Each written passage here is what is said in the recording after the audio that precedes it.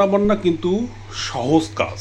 এই সহজ কাজটাকে যারা জটিল এবং কঠিন করে ফেলে তারাই সমাজে অরাজকতা, বিশৃঙ্খলা, অশান্তি তৈরি করে।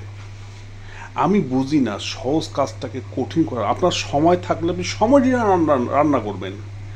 আপনি যদি সময় থাকে আপনার হাতে, আপনি সময় নিয়ে রান্না করবেন। আপনার যদি হাতে সময় কম থাকে আপনি ওইভাবে রান্না করবেন। রান্নাটাকে বিভিন্নভাবেই করা যায়।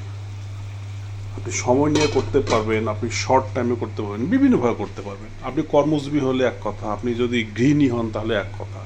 এটাকে কঠিন করার কোনো মানে না। আমি মাঝে মধ্যে দেখি কিছু কিছু মেয়ে এই ব্যাপারটাকে, যেমন যারা বিয়ে শাদী হয় তারা স্বামীকে অনেক কষ্ট দেয়। এই তোকে সারা জীবন রান্না করে খাইয়েছি, হ্যাঁ, তোকে অমুক করছি। আরে বাবা, ওই ওই সমস্ত পুরুষ মানুষের জন্য আমার বার্তা, ভাই আপনারা একটু শেখেন। আহামরি কিছু না, মরিচ, পেঁয়াজ, এই তেল, এই কি বলে, হলুদ আর এই মরিচের গুঁড়া, আহামরি কিছু না। আহামরি কিছু না, এটার জন্য আপনাদের এত কথা শুনতে। বউ বাপের বাড়ি গেছে তো কী হয়েছে, যাক, পড়ে থাকুক, সমস্যা কি? হ্যাঁ, সমস্যা কি? কোনো সমস্যা নাই। আপনি সুন্দর মতো রান্না করে খেতে পারবেন।